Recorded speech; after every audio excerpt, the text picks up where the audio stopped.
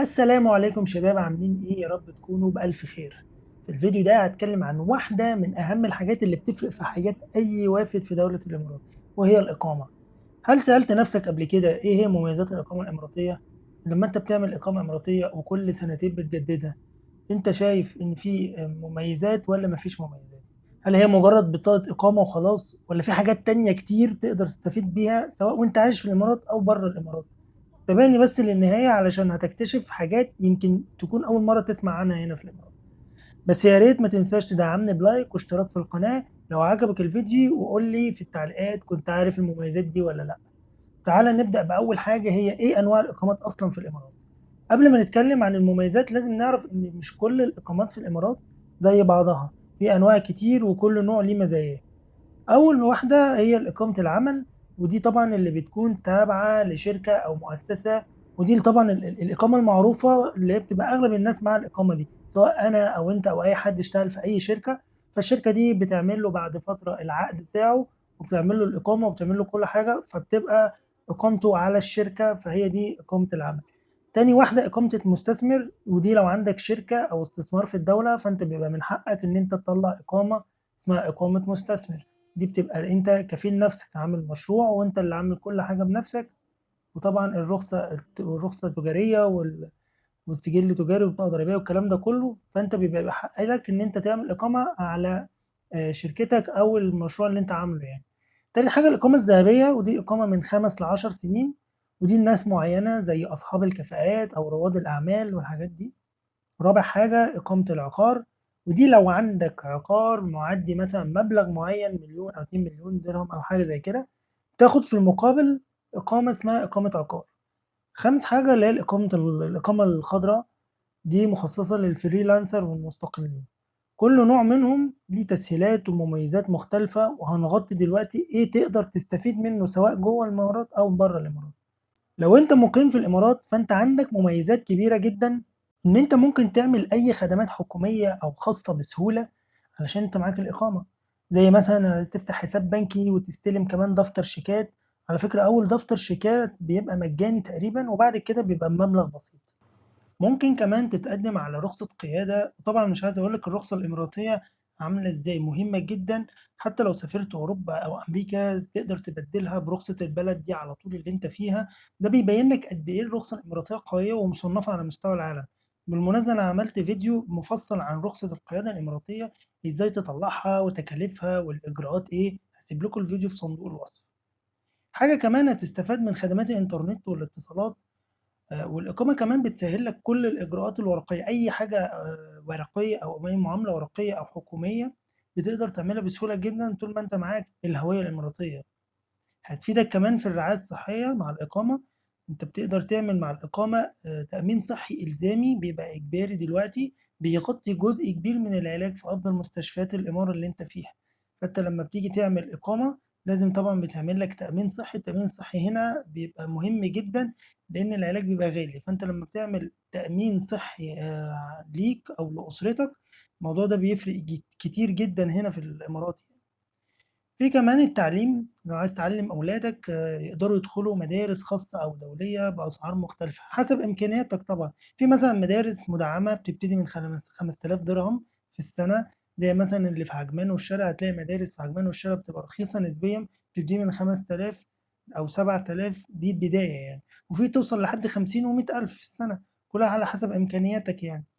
وتديك كمان الحرية في اللي انت تتنقل ما بين الامارات السبع. مفيش حدود داخلية طبعا، تقدر تتحرك وتعيش في ابو ظبي او دبي او الشارقة بحرية عادي جدا. في بقى فرص العمل والاستثمار، تقدر تشتغل او تبدأ مشروعك، وده مش متاح لكل الوافدين على فكرة.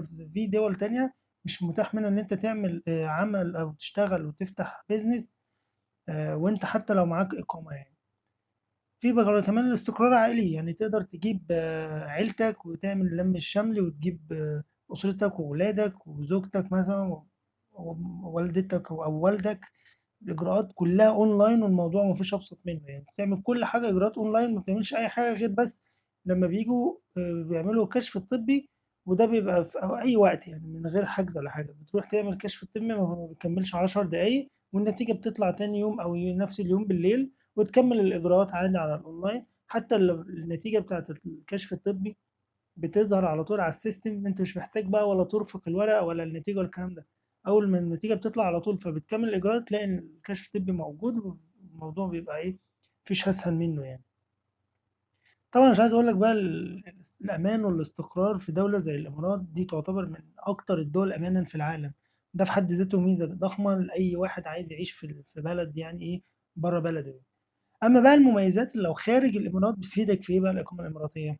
شوف، لو انت مقيم في الامارات وسافرت بره الدولة لاي سبب ليها، فده طبعا ممكن يعني في ناس كتير ما تعرفش ان في فايدة ليك يعني، او في مميزات انت ما كنتش واخد بالك منها. اول حاجة في قوة الورق والوثائق، مثلا الاقامة الاماراتية دي بتديك قوة في التنقل والسفر لبعض الدول اللي بتسهل الدخول للمقيمين في الامارات، زي مثلا جورجيا، في مثلا اذربيجان، صربيا، ارمينيا، تايلاند.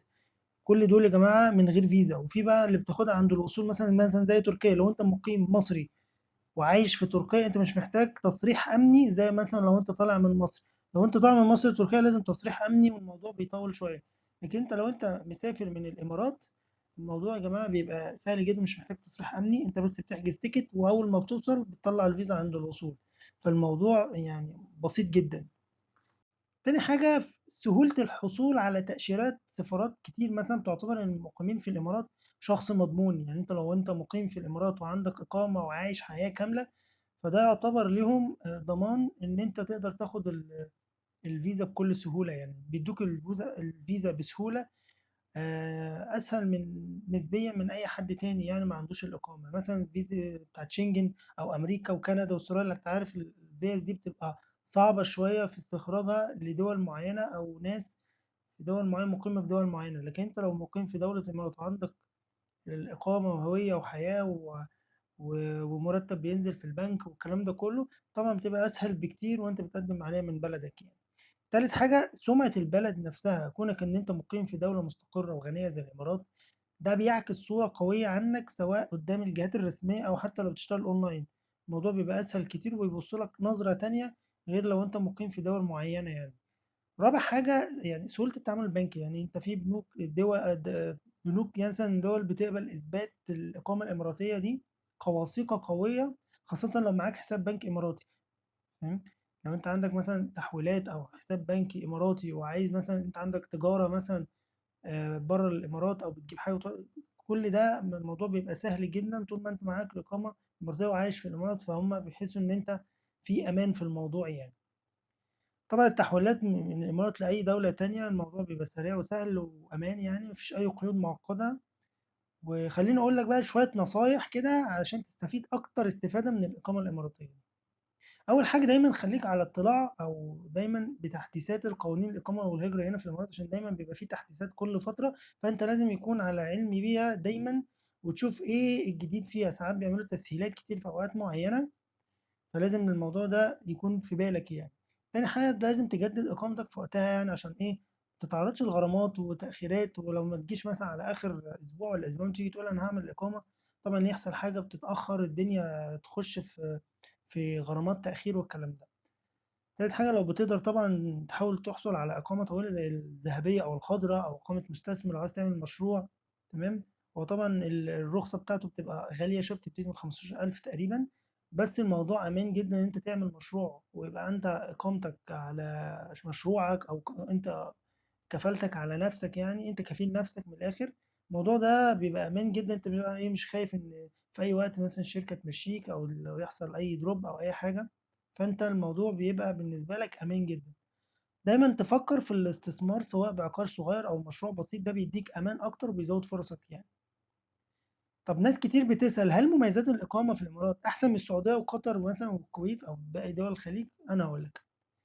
أول حاجة الإمارات الوافد يقدر يمتلك شركة بنسبة 100% بدون شريك مواطن. يعني أنت مش بقيتش خلاص محتاج اللي هو الكفيل اللي هو لازم يكون 51% وأنت 49، الكلام ده كان زمان. دلوقتي تقدر تفتح مشروع من الألف للياء باسمك ومن غير أي شريك، ولو عايز تخش لوحدك الكلام ده كله. موضوع بقى مختلف تماما عن أي دولة تانية. طبعا أنت عارف الإمارات فيها أنواع إقامات كتير مرنة بدون طبعا كفيل. أنت بتقدر اللي أنا قلتهم دول تقدر تشوف إيه أنسب حاجة أو أقرب حاجة ليك تقدر توصل لها. وبتقدم عليها والموضوع بيبقى سهل جدا. وانا قلت لك قبل كده في مكاتب كتير او اماكن كتير تقدر تعمل لك المعاملات دي بسهولة، او ممكن تقدر تعملها اونلاين بنفسك يعني. طبعا نظام الاقامة الذهبية طبعا مفيهوش اي تعقيدات، يعني الموضوع اسهل من حاجات كتير قوي هنا في الامارات. انا شخصيا اعرف ناس واخدين الاقامة الذهبية ده. الموضوع يعني ممكن تقول ان الموضوع صعب وبتاع، لكن هم ناس عادية يعني زي وزيك زي اي حد، واخدين اقامة ذهبية وهم بيشتغلوا وظائف عادية متوسطة ودخلهم حتى متوسط، واخدين اقامة ذهبية لانهم مميزين في حاجات معينة. انت ممكن لو شايف نفسك في شرط من شروط الاقامة الذهبية ممكن تشتغل عليها وبتقدم، وبنسبة كبيرة ممكن تحصل عليها عادي يعني. في دول تانية ممكن يكون فيها رسوم إقامة أقل، لكن الإمارات مثلا بتعوضك بخدمات وبنية تحتية وحاجات كتير قوي بتعوضك عن موضوع فرق الرسوم بتاعت الإقامة دي. في النهاية هي الإقامة الإماراتية مش بس إيه بطاقة بتخليك تعيش في الدولة، لا دي بوابة، يعني دي بوابة لفرص كتير، مثلا أمان وخدمات واستقرار سواء داخل الإمارات أو خارجها زي ما أنا قلت. لو ناوي تعيش وتستقر أو تستثمر في الخليج، انا شايف ان الامارات هي تقريبا واحده من افضل الخيارات، وده مش كلام على فكره، دي تجارب ناس عايشه وفعلا ومستفيده بالموضوع ده. بس كده، ده فيديو النهارده. لو عجبك طبعا الفيديو يا ريت تخبط اللايك المتين، ولو ما اشتركتش اشترك في القناه وفعل زر الجرس عشان تشوف كل جديد، واشوفك الفيديو الجاي. سلام عليكم.